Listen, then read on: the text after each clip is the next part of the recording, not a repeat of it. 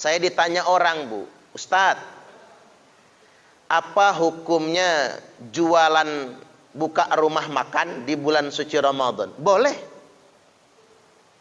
Loh, mengapa boleh? Diniatkan jualan sama orang yang memang nggak puasa dan nggak wajib puasa. Yang wajib puasa orang Islam. Yang nggak Islam nggak wajib. Niatkan sama orang yang nggak puasa. Atau orang wanita yang sedang hamil, ada udzur hamilnya dia nggak puasa misalnya, atau musafir misalnya, atau perempuan yang sedang datang bulan umpamanya. Diniatkan begitu. Karena begini, Bu, berdagang itu bab muamalah. Bab muamalah itu harus ada larangannya. Masa kita melarang orang dagang di bulan Ramadan? Berarti harus ada larangannya. Kalau kita melarangnya padahal nggak ada larangannya, tidak ada satupun hadis yang melarang berdagang pada bulan suci Ramadan, termasuk dagang makanan. Kita melarangnya, kita berbuat bid'ah, mengada-ngada dalam agama. Dan berdagang itu kan nyari nafkah. Nah, nyari nafkah itu hukumnya wajib. Bisa berdosa kita melarang orang dagang pada bulan suci Ramadan. Jadi bab agama itu harus jelas, bab fikih itu. Makanya kadang-kadang orang jadi salah. Kok orang dagang di sweeping? Kan salah. Orang dagang rumah makannya dihancurin, itu malah dosa. Itu puasa apaan kira-kira? Dia puasa mengendalikan hawa nafsu, tapi malah memperturutkan hawa nafsunya.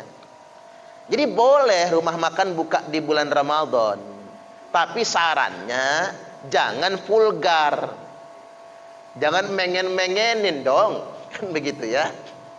Jadi ya sedikit ditabir dari pandangan langsung, dari pandangan umum. Terus ada yang ngusul, Ustadz, kalau bulan Ramadan tuh buka warungnya, buka rumah makannya pas mau berbuka saja. Repot, Bu. Mengapa repot? Mengapa setiap kali mau maghrib jalan macet? Sebabnya orang nyari takjilan, betul nggak? Ngapa nggak dari tadi aja nyari takjilnya itu? Jadi karena bukanya dalam satu waktu, menjelang berbuka semua, maka jadi persoalan, macet di jalan, rebutan. Oh, saya lihat itu, Bu, bentak-bentakan, mobil motor marah-marah, nggak jadi puasanya. Wong marah-marah gitu. Berarti dia mengikuti hawa nafsunya. Ada yang tumburan gara-gara ngejar waktu berbuka. Saya tegur yang kecelakaan, ngapa kamu nggak dari tadi aja beri takjil? Ya belum buka lah, Ustadz. Kalau masih siang mah, nah ada baiknya juga. Bukanya waktu dari siang. Kan zaman sekarang kan tinggal manasin kan. Sampai sedemikian rupa. Jadi beragama itu harus dengan nalar yang sehat. Harus dengan nalar yang cerdas. Tapi sebaliknya juga, bagi mereka yang tidak puasa, jangan sekali-kali sengaja mempertontonkan buat manas-manasin orang yang puasa. Karena Allah bisa murka. Sengaja betul nongkrong depan rumah ngudut. Mengenin bapak-bapak yang kecanduan rokok, kelepus. Hati-hati. Kadang-kadang, Bu, Allah itu murka gara-gara kesombongan. Hati-hati. Ada orang berbuat maksiat, berzina sudah berkali-kali. Tapi dia tahu itu aib.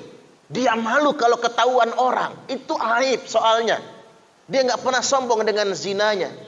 Allah angkat derajatnya. Allah kasih hidayah. Taubat dia, Bu. Banyak cerita kan.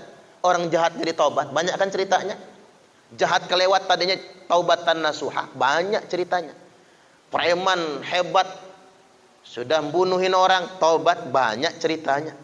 Freddy Budiman aja. Kerjaannya apa? Main narkoba, main cewek. Di akhir hayatnya dia bertobat, Bu. Dan sebelum dieksekusi mati dia sholat dulu. Coba, itu kan pilihan yang luar biasa kan. Sholat dia, lalu ditembak mati. Berarti meninggalnya husnul khotimah. Tapi ada orang yang sombong, makan cendol di luar rumah, mengen-mengenin orang. Awas tuh, itu bisa mati su'ul khotimah itu. Kan ada dua macam. Ada orang berbuat maksiat, dia tahu ini maksiat dan dia malu kalau ketahuan. Itu hidayah masih banyak, pintu hidayah. Tapi ada orang yang berbuat maksiat lalu takabur dengan maksiatnya, itu bahaya. Itu bisa bahaya itu. Karena takaburnya ini yang menutup hatinya. Khatamallahu ala qulubihim. Allah kunci mati hatinya. Saya inginnya berimbang, maksud saya gitu ya. Di satu sisi, ya rumah makan silakan ikhtiar. Kan orang juga yang beli, walaupun orang yang berpuasa beli buat persiapan berbuka, kan banyak alasan. Atau di rumah ada yang sakit, atau istrinya sedang datang bulan, dan lain sebagainya. Jangan berburuk sangka. Tapi yang dagang juga jangan sengaja mengen-mengenin, mendemonstrasikan dagangan, biar orang kepengen, biar orang batal puasanya. Juga jangan sedemikian rupa, karena itu berbahaya. Dosanya bisa besar nantinya.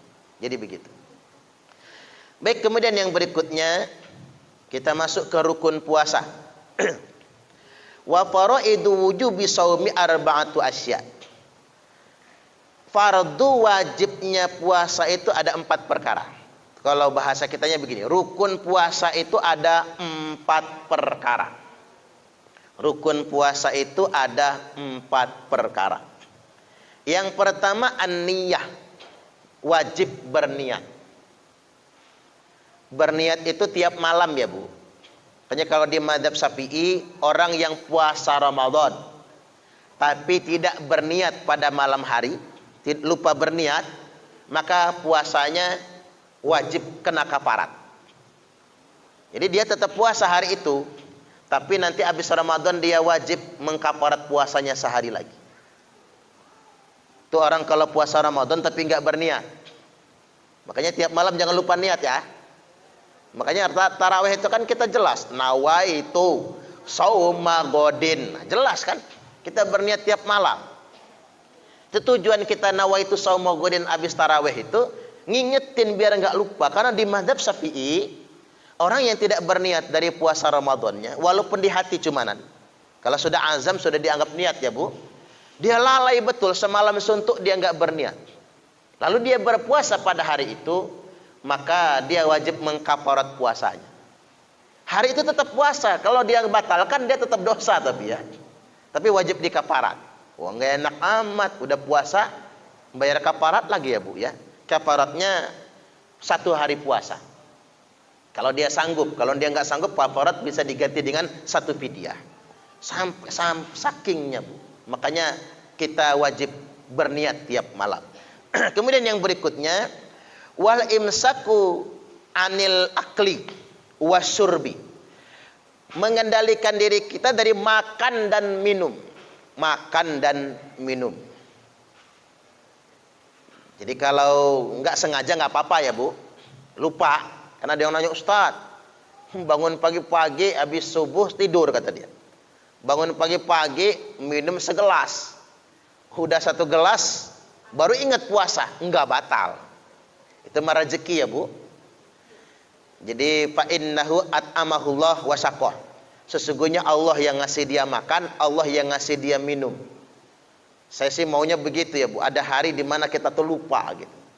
Udah 3 piring baru ingat misalnya. Sayangnya nggak bisa ya. Kemarin tadi kejadian saya Bu. Anak saya itu yang bayi, yang perempuan itu yang setahun sekian bulan ya, makan coklat. Makanin coklat itu kan beleberan di bibir dia. Karena beleberan di bibir dia, tak ambil Bu pakai bibir saya. Kan boleh sama bayi kan, tak cium begitu, tak ambil coklatnya, tak telan. Ya tak telan Bu. Udah celam-celam, itu enak juga pikir saya coklat anak-anak ini. Udah celam-celam, inget puasa ini. Allahu Akbar. Ya karena lupa nggak apa-apa. Jadi kalau sengaja itu batal puasanya. 2 ya. Yang ketiga, wal jima'. Menghindari jima'. Jima itu hubungan suami istri, menghindari jima. Dan yang keempat, wa ta'ammudil qai', yakni muntah yang disengaja. Muntah yang disengaja. Muntah yang disengaja itu begini Bu bentuknya, dicolok pakai jari. Sengaja ingin memuntahkan sesuatu, maka itu batal puasanya. Beda dengan orang yang memang masuk angin. Kalau masuk angin itu gini ya Bu, kita tersugesti mau muntah itu keluar ludah yang asin itu nah. Ludah encer yang asli itu enggak ketahanan enggak itu.